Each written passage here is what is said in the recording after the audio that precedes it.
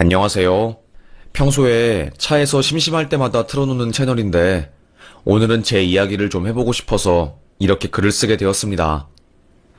아마도 제가 이 글을 쓰면 주변 사람들이 저인 것을 다 알아볼 텐데 그게 좀 두렵기도 하고 긴장되지만 용기 내 보겠습니다. 저는 어릴 때부터 소화비만이었어요. 사실 저는 입이 굉장히 짧고 먹는 것도 많이 못 먹었거든요. 그런데 엄마 아빠가 이혼하시고 외할머니가 저를 키우시면서 항상 우리 손녀 불쌍해라.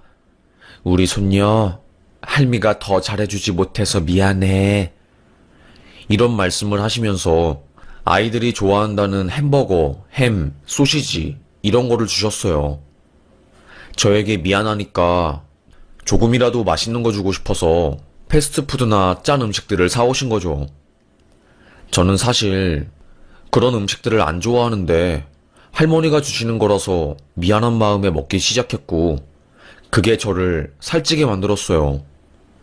고3 때 제 몸무게가 거의 80kg에 육박했으니 살이 어마어마하게 많이 찐 거였죠. 고등학생일 때는 다들 힘들고 공부하느라 살도 많이 찌고 피부도 안 좋아지니까 서로의 외모에 대해서 터치하는 게 전혀 없었어요. 그런데 대학에 들어가니까 다르더라고요. 학교 선배님들은 신입생 애들 중에 이쁜 애들한테만 말을 걸고 전 그게 무척이나 어색하더라고요. 저는 뚱뚱하니까 여자 취급도 못 받고 그때부터 다이어트를 했습니다. 제가 또 독한 부분이 있기 때문에 마음 먹는 거는 해내는 편이거든요. 그때도 마찬가지였죠. 마음 먹은 것은 다 해냈습니다. 1년 만에 18kg 감량에 성공한 저는 60kg대가 되었고 키가 170이 훌쩍 넘었기 때문에 꽤나 날씬한 몸처럼 보였어요. 얼굴은 이쁘지 않아도 몸이 그래도 훤칠하니까 남자들이 저에게 번호도 물어보고 이런저런 말들도 많이 걸었죠. 그때부터 저는 몸무게를 유지했던 것 같아요. 이래서 자기 사랑을 해야 하나 봐. 내가 다이어트 하니까 신기하게 세상이 달라 보이네. 이래서 인생은 나를 사랑해야 쉽게 느껴지나 봐. 그렇게 살을 뺀 저는 남자친구를 만나게 되었습니다. 대학교를 졸업하고 나서 일하다가 만난 사람이었고 열렬하게 사랑한 것은 아니지만 그래도 무난하게 하루하루 살게 되었어요. 아무래도 남자애들한테 뚱뚱하다고 놀림받고 못생겼다고 놀림받으면서 살았는데 남자친구도 생기고 사랑이라는 감정도 느껴보니 나쁘지 않더라고요. 3년 딱 연애하고 결혼했습니다. 그런데 그 결혼이 제 인생을 새카만 구렁텅이로 빠뜨릴 줄은 꿈에도 몰랐어요. 시모와 신우는 지독한 저의 안티팬이었습니다. 시모는 저를 보자마자 얼굴도 못난이고 키도 허수아비처럼 큰데 우리 아들은 너의 어떤 모습을 보고 결혼을 결심한 걸까? 너는 어떻게 생각하니? 네?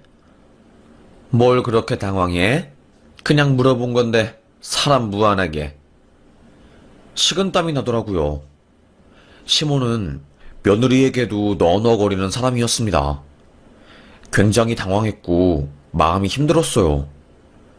아무리 생각을 해도 이건 아닌데 어떻게 이럴 수가 있지? 내가 이 집에 시집을 가는 게 맞을까? 라는 생각을 수도 없이 했지만 이미 엎질러진 물. 그래, 나만 잘하면 어머님도 신우도 내게 잘해주실 거야. 내가 더 잘하자. 라고 생각했지만 무용지물이었습니다. 어머님은 키도 크고 얼굴도 못생기고 판판하게 생긴 저를 마음에 들어하지 않으셨어요. 고슴도치 엄마처럼 본인 아들이 세상에서 제일 잘생기고 멋있는 줄 아시는 그런 어머님이었지요. 우리 아들이 얼마나 잘생긴지 지나가던 할머니가 주머니에 있던 떡도 주고 그랬다니까. 저는 속으로 에휴, 할머니니까 아들 보고 잘생겼다고 한 거지요.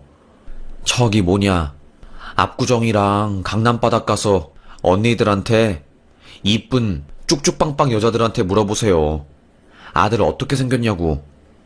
열이면 열, 전부 다. 예. 그냥 생겼네요. 이럴걸요? 이렇게 말하고 싶은 마음을 꾹꾹 참았어요. 신우도 저를 싫어하더라고요. 나 솔직히 말하면 올케 처음 봤을 때 처음 만나고 나서 깜짝 놀랐다? 네? 왜요? 그냥 첫인상이 여장한 남자인 줄 알았어. 키도 크고 얼굴도 솔직히 여자처럼 생기지는 않았잖아? 아주 시댁 식구들은 남의 얼굴 가지고 놀리는 것을 엄청 좋아하더라고요. 왜 그런지는 모르겠습니다. 그런데 그런 시댁 식구들 때문에 제가 스트레스를 엄청 받았어요. 누가 누구 얼굴을 지적하는 거야? 지네들은 껍질 벗겨진 사마귀처럼 생겼으면서 지네 분수도 모르고 남의 얼굴 가지고 뭐라고 하고 어이가 없어가지고 진짜 분통이 터졌습니다. 그래서 제가 그때 폭식증이 생겼어요. 저는 그 누구보다 아이를 가지고 싶어 한 사람이었거든요. 힘겹게 첫째를 가지고 유산했거든요. 나는 시댁복도 없고 아이도 힘겹게 임신했는데 유산하고 나는 도대체 왜 이렇게 운이 없는 거야? 펑펑 울었습니다. 살은 점점 찌고 있었고 제 자신은 시간이 지날수록 망가져갔지요. 친구들이 저를 보고 야, 너 대체 시댁에서 얼마나 미움을 받길래 안색이 이렇게 안 좋아? 그렇게 사람들이 너보고 뭐라고 해? 몰라. 남편도 그렇고 시댁 식구들도 그렇고 하나같이 나를 까내리고 자기네들 발 아래에 두려고 혈안이 된 사람 같아. 힘들어 진짜. 왜 그러는지 모르겠어. 저는 너무나도 서러웠습니다. 제가 친정엄마가 안 계셔서 누구한테 털어놓을 것도 없고 이런 일을 당했을 때 시댁에 찾아가서 한 소리 해줄 친정도 없었지요. 저를 키워주신 외할머니도 돌아가셨으니까요. 저 혼자서 묵묵히 이 모든 것을 감당해내야 했습니다. 사실 심적으로 힘들어서 울기도 많이 울었어요. 그런데 참 웃긴 게 죽으라는 법은 없더라고요. 저에게도 아이가 생긴 거였습니다. 여보, 나 임신했어. 정말이야? 정말? 제가 임신하니 남편은 저를 다시 연애할 때처럼 좋아해 주었습니다. 임신하니까 시댁도 저를 건드리지 않았어요. 아이고, 네가 한 건 했구나. 그래, 아이 가진 거 정말로 축하한다. 어머 올케, 축하해. 그래, 아이 잘 낳고 순산하길 바랄게. 그래도 저를 미워하는 사람들이 저를 다시 좋아해 주니까 저는 나름대로 행복하고 기분이 좋더라고요. 그런데 아무래도 제가 살이 잘 찌는 체질이다 보니까 임신할 때 거의 100kg까지 살이 찌게 되었고 허벅지랑 배에 튼 살이 정말로 장난이 아니었지요. 살이 트면서 붉어졌고 전부 다 흉해지게 되었지요. 그것 또한 너무나도 속상하더라고요. 마음이 아프기도 하고 그래도 아이를 낳느라 생긴 훈장이다 생각을 했습니다. 아이는 참 이뻤어요. 눈에 넣어도 안 아플 딸내미였고 얼마나 귀여운지 밖에 나갈 때마다 어머, 아이가 정말로 참 이뻐요. 눈 좀 봐. 어쩜 저렇게 이쁠꼬? 어머, 애기가 참 귀여워요. 아이 칭찬을 들을 때 저의 자존감도 높아졌습니다. 그런데 제가 아이를 키우면서 밖에 나가지도 않고 밥만 먹고 그러다 보니까 다시 살이 찌기 시작했어요. 임신하면서 찐 살이 빠지지 않으니까 저는 정말 몸이 큰 사람이 되어버렸죠. 아주 외모에 민감한 시모와 신우는 그걸 놓치지 않았지요. 어머님은 제가 걸어다니면 아이고, 아이고, 어머. 어머님 왜 그러세요? 무슨 문제 있으세요? 문제가 있지. 아주 크게 있지. 네가 걸어다닐 때마다 땅이 흔들린다. 아주 땅이 흔들려. 내가 미치겠어 정말로 너 때문에.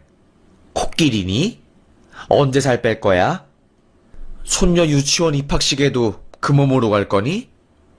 요즘은 엄마들이 관리 안 하면 애들 사이에서 소문나고 그 애는 왕따 당해. 빨리 살 좀 빼라. 아파트에 지진 난 줄 알았네. 너무나도 머쓱했습니다.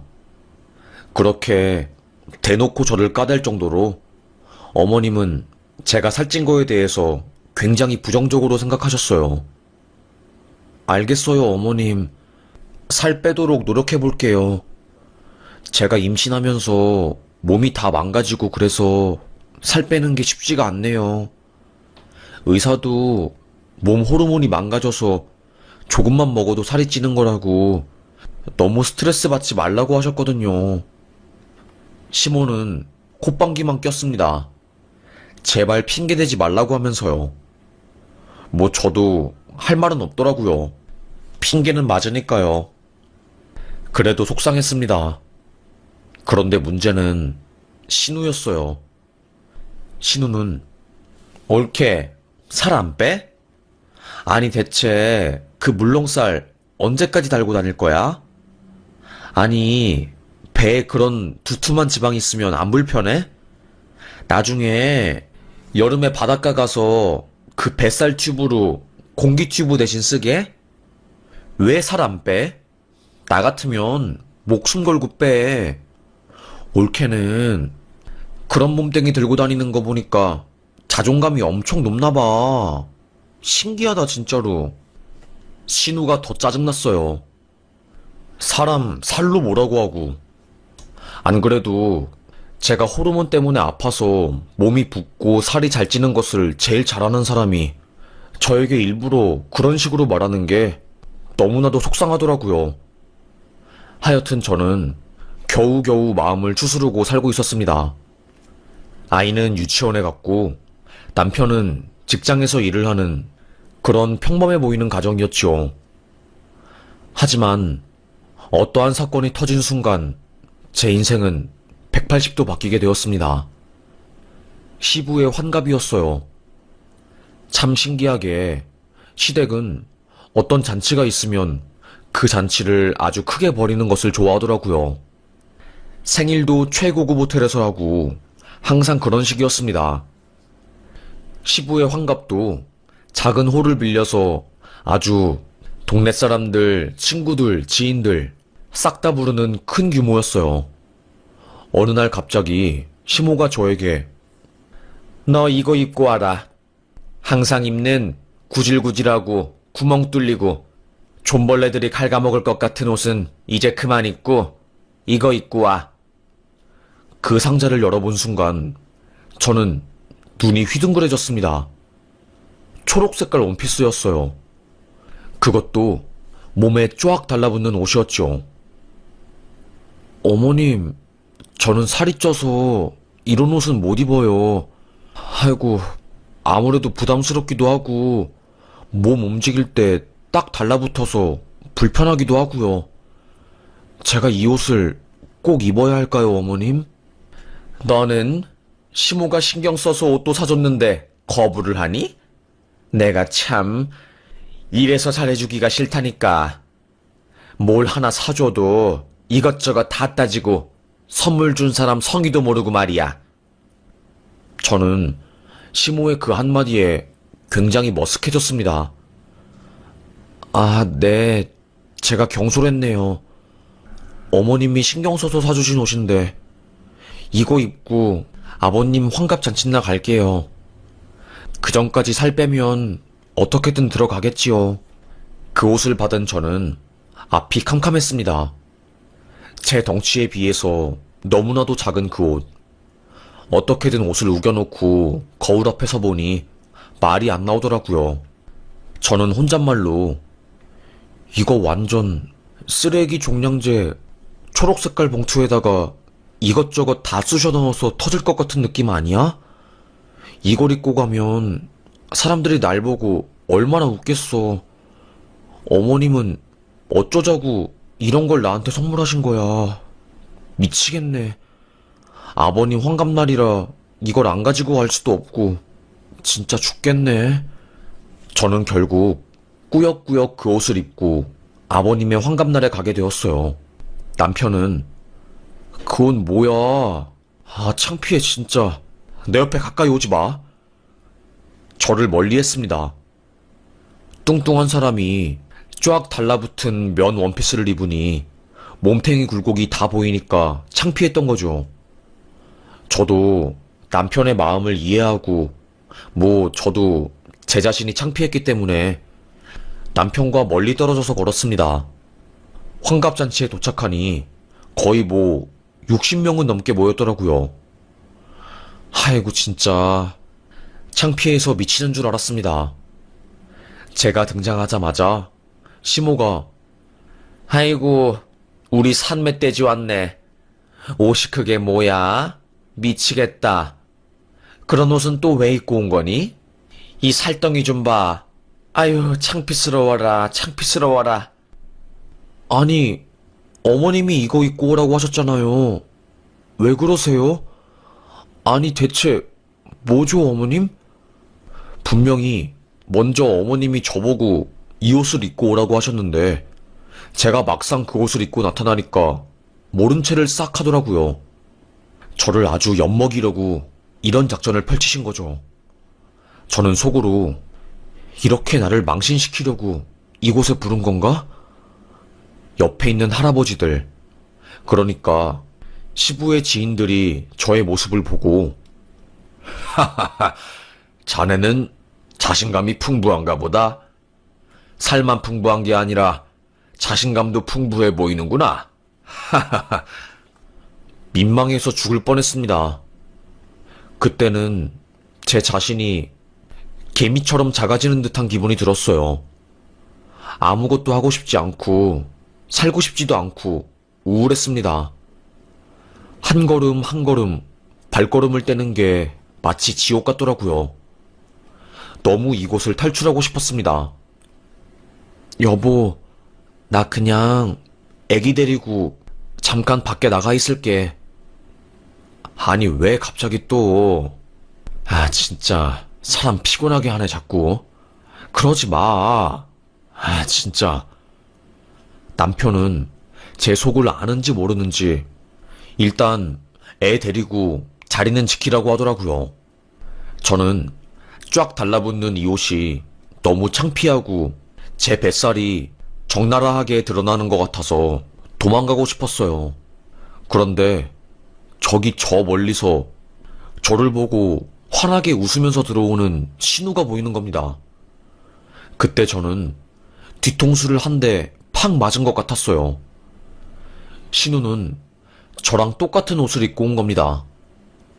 미스 코리아 출신의 몸매 하나는 좋은 신우가 그 옷을 입으니 같은 옷을 입었는데도 태 자체가 다르더라고요. 저는 저기 가슴 밑에서부터 열이 확 올라왔습니다. 아무리 생각을 해도 이건 아니었어요.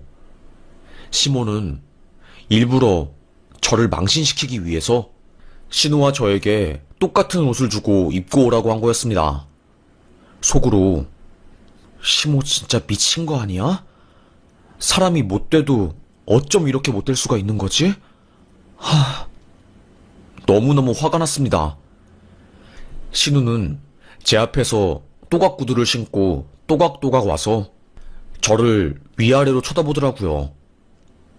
어머, 나랑 똑같은 옷 입었네? 되게 웃긴다 진짜. 그런데 참 같은 옷을 입어도 어떻게 태가 이렇게 다를 수가 있지? 참 신기하네. 이게 말이 되는 건가? 진짜 무슨 올케는 산에서 내려온 멧돼지 같아. 형님,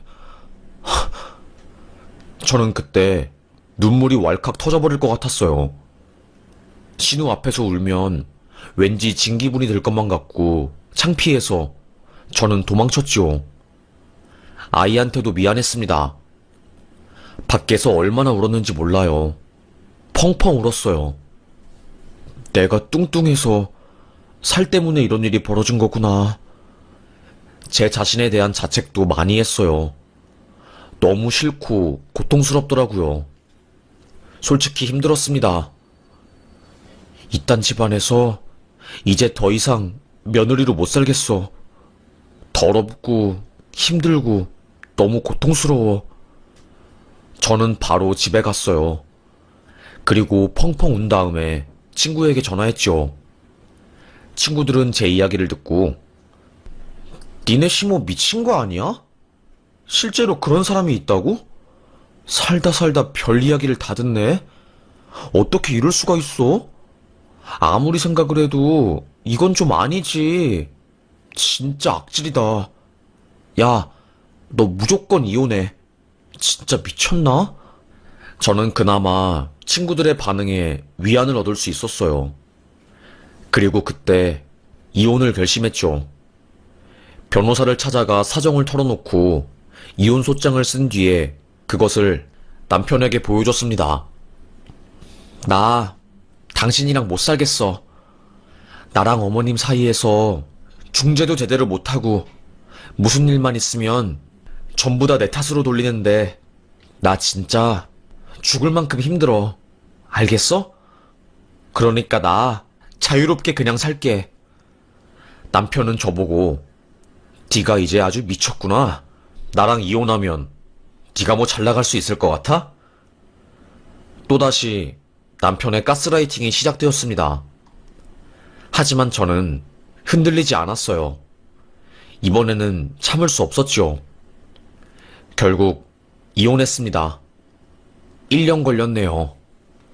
시모랑 신우는 별것도 아닌 걸로 삐져가지고 속이 옹졸한 애는 필요 없다며 오히려 제가 잘못했다고 했고요. 그래도 그나마 다행인 것은 양육권을 제가 가지고 올 수 있었어요. 근로소득이 없어서 아이 양육권을 뺏길 수도 있는 상황이었지만 소송하고 나서 바로 알바를 시작했고 양육권을 가지고 올 수 있었어요. 얼마나 다행인지 몰랐죠. 딸과 둘이서 남겨지게 된 인생.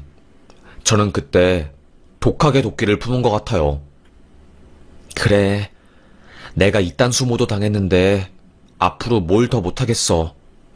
내가 마음만 먹으면 다 할 수 있는데. 다이어트를 시작했습니다. 나를 사랑하려고 노력했어요. 거울 속에 비친 내 모습이 죽을 만큼, 내 얼굴을 바라보는 것이 무서울 만큼 내 자신이 싫었지만 그럼에도 불구하고 그래, 이만하면 잘한 거야. 참 잘한 거야. 제 자신을 위로해 주었습니다. 오늘도 잘 살았어. 나는 생존자야. 그래, 잘 살았다고. 그딴 지옥에서 탈출한 생존자고, 용감한 사람이야. 그리고 아이의 엄마이고. 저는 하루에 1시간씩 한강을 걸었습니다. 조금씩 운동하니까 제 기분도 상쾌해지고 좋더라고요. 그러면서 살이 빠진 것 같아요. 죽어라 나를 혐오하고 내 자신을 벼랑 끝으로 몰아넣을 때는 살이 하나도 안 빠졌는데 내 자신을 사랑하고 하루에 내가 할 수 있는 만큼만 감당을 하니까 조금씩 모든 게 새롭게 보였습니다. 들꽃이 저에게 행복을 가져다 주었고 선선한 바람, 그리고 열매가 열린 나무들, 포근한 흙들, 아스라질 듯이 푸르른 바다, 이 모든 것들은 저에게 선물이 되어서 다가왔죠. 감사합니다. 감사합니다. 저는 감사합니다를 입에 달고 살았어요. 그래서 저요, 100kg였는데 55kg까지 뺐습니다.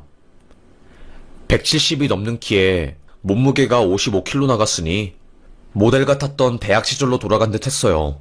그리고 얼굴도 이제는 새롭게 태어나고 싶어서 아주 작은 콩벌레 같았던 눈도 수술했고 조금씩 고쳤어요. 남들은 성형수술하는 사람은 자존감이 높지 않다고 하면서 비하하지만 저에게는 성형수술이 큰 도움이 되었어요. 내 마음에 쏙 드는 얼굴이 되니까 거울 보는 게 참으로 즐겁더라고요.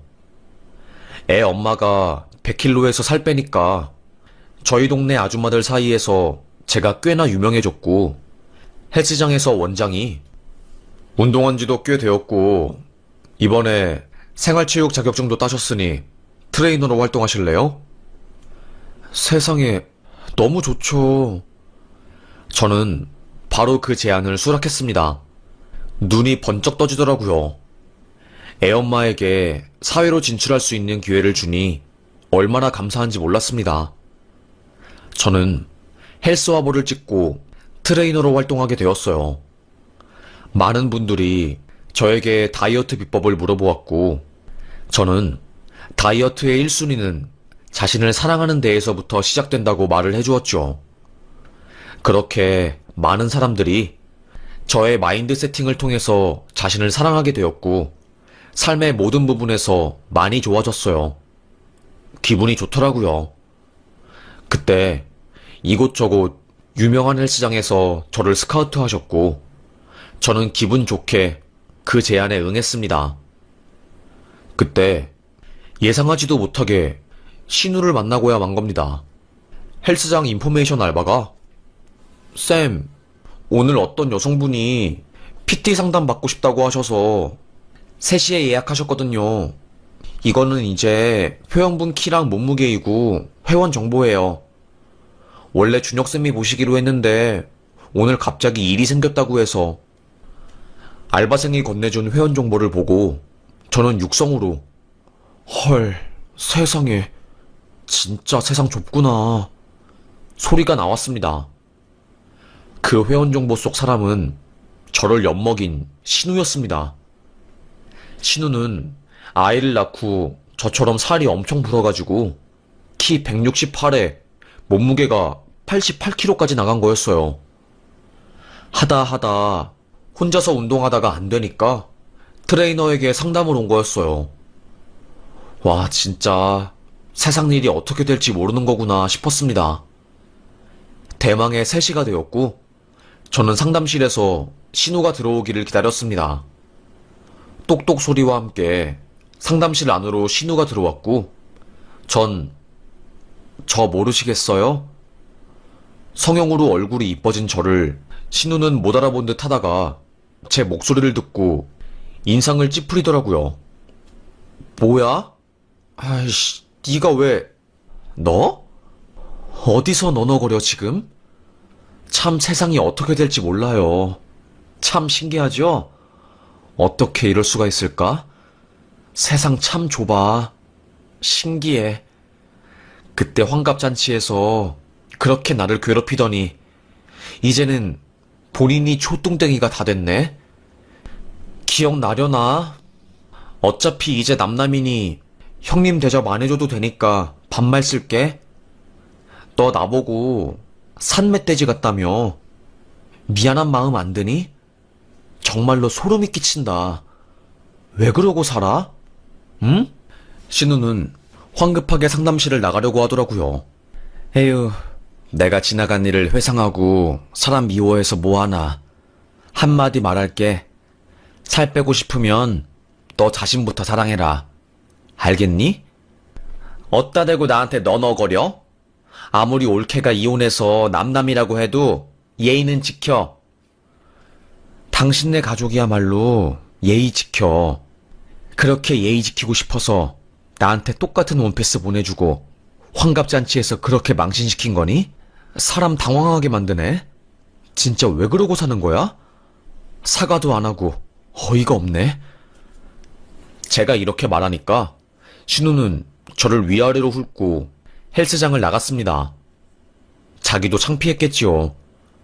자신의 살찐 모습을 저에게 보여주고 망가진 모습을 제가 보고 놀렸으니까요. 저는 이렇게 복수를 했다고 생각을 했어요. 참 우월감에 젖어서 사는 여자였는데 살찌고 나서 본인 예전 몸매도 망가지고 얼마나 괴로울까. 저는 살찌고 나서 사람들의 따가운 시선을 받는 게 얼마나 힘든지 아주 잘 아는 사람이었거든요. 그래서 제가 굳이 손에 똥을 안 묻혀도 신우에게 복수한 거라고 생각을 했어요. 그리고 열심히 살다 보니까 나중에 소식이 들려왔습니다.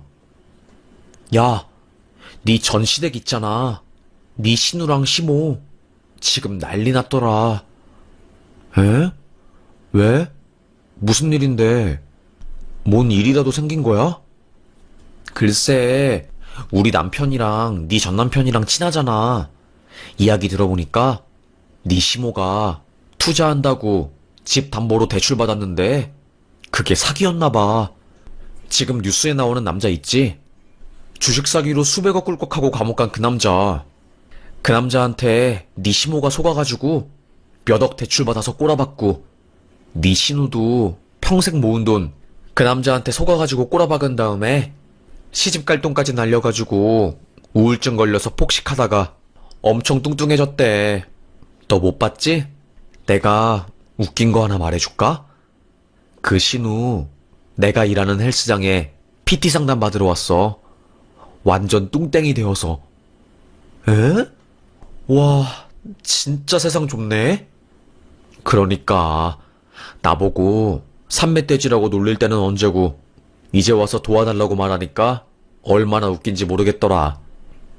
나는 그래도 예정이 있어서 운동하기 전에 자신을 사랑하라고 말했는데 코웃음 치면서 나갔네. 저는 제대로 복수한 것 같았어요. 역시 악한 사람들은 벌을 받는다는 사실이 맞더라고요. 그리고 평범하게 하루하루 살고 있을 때 갑자기 전 남편에게 문자가 왔습니다. 너 다이어트 강사로 대박났다며? 나한테 돈 좀 보내줄 수 있냐? 요즘 힘들다. 전 순간 문자를 보고 잘못 본 줄 알았어요. 그런데 알고 보니 시모랑 신우가 사기당하고 전 남편이 혼자 일해서 그들을 먹여 살리느라 돈이 없어서 친구들에게 꾸다가 더 이상 꿀 사람이 없어지니 전처인 저에게 손을 내민 거였습니다. 저는 당신 애아빠로서 창피한 짓 하지 마. 그리고 나한테 연락하지 마. 이제 번호 바꿀 거니까.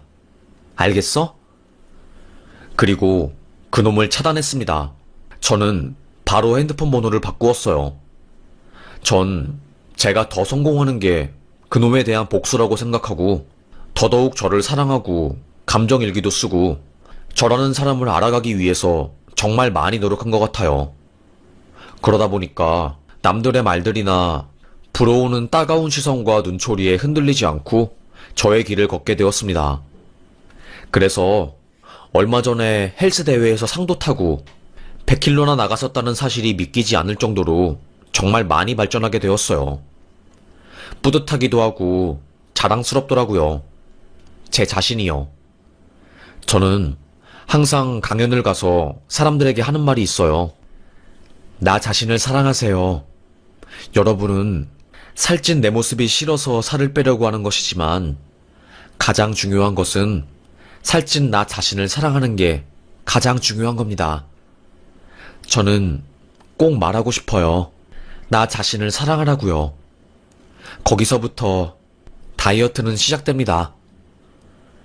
제가 이런 말을 하면 그동안 아이 키우느라 자신을 숨기고 외면해왔던 엄마들이 그렇게 눈물을 흘려요.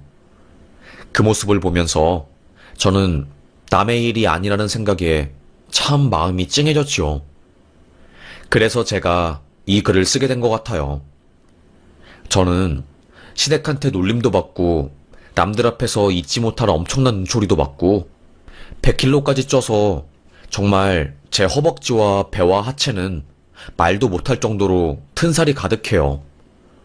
거울조차 보기 싫어서 집에 있는 거울들을 다 버릴 정도였어요. 그 정도로 저는 심적으로 힘들었고 죽고 싶었지요. 하루하루 사는 게 말이 아니었어요. 그런데 지금의 내 모습을 인정하고 받아들이고 사랑하기 시작하니까 하루하루 사는 게 행복하더라고요.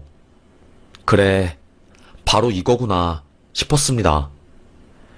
그래서 여러분에게 지금 힘든 시기를 보내고 있는 엄마들에게 말하고 싶어요. 우리는 남의 시선으로 규정되는 사람이 아니라고요. 지금은 비록 아이를 키우느라 심적으로 지치고 또 시댁에 치여서 내 자신을 잃어가는 것 같은데 그 구렁텅이에서 나올 수 있다고 말해주고 싶어요. 제가 해냈고 저라는 초라한 사람도 해냈으니까 여러분도 하실 수 있을 거라는 생각이 들어요. 그래서 저요, 여러분에게 말합니다. 여러분, 여러분의 몸에 난 출산의 흔적과 살들은 전혀 부끄러운 게 아닙니다. 영광의 흔적이고 우리는 마음만 먹으면 언제든지 이것들을 사랑으로 바꿀 수 있어요. 그러니 이제부터 자신을 자책하는 일은 그만하세요. 그리고 나를 믿어요. 나를 믿고 한 발자국씩 앞으로 나아가 봐요. 그러면 분명히 새로운 세상이 열릴 거라고 생각해요. 그런 순간들이 쌓이고 쌓이면 우리는 삶이 행복해질 거예요. 꼭 완벽할 필요는 없잖아요. 우리의 삶이요. 제가 그 곁에서 동반자가 되어드릴게요. 수많은 사람들이 다이어트로 힘들어하고 자기 자신을 갉아먹는 모습이 너무나 마음이 아프고 그 누구보다 살 때문에 스트레스를 받은 적이 있었던 저였기 때문에 도와드리고 싶고 저도 좋은 기운을 받고 싶어서 이렇게 사연을 작성하게 되었네요. 솔직히 저는 이제 저의 시댁 식구들도 용서를 하게 되었어요. 제가 잘 나가고 행복해지니까 그들을 미워하는 감정도 안 들더라고요. 이게 바로 진정한 복수인가 봐요. 남들을 미워하지 말라고 말은 하는데 그게 쉬운 건 아니잖아요. 어떻게 내 마음에 상처 준 사람을 용서하고 사랑합니까? 그런데 그러지 말고 나 자신을 사랑해보세요. 그러면 내 머릿속에서 그놈의 존재는 점점 작아지게 되고 저라는 사람이 제 인생에서 차지하는 비중이 커지면서 그들이 신경 쓰이지 않게 되었습니다. 시댁 식구들이 잘 살든 말든 제가 상관할 바도 아니고 그래서 저는 지금 인생에서 가장 편안한 시기에 이른 것 같아요. 여러분, 같이 평안함에 이르러 봐요. 인생 기니까 지금부터 시작해도 전혀 늦지 않았습니다. 살 때문에 스트레스를 받든 외모 때문에 스트레스를 받든 전부 다 괜찮으니 우리 한 발자국씩 사랑해요. 내 자신을 사랑해봐요. 너무 이상적인 말만 늘어놓은 것 같아서 죄송한데 일기 쓰는 것부터 우리 시작해봐요. 제가 응원하겠습니다. 제 이야기 들어주셔서 정말 감사합니다.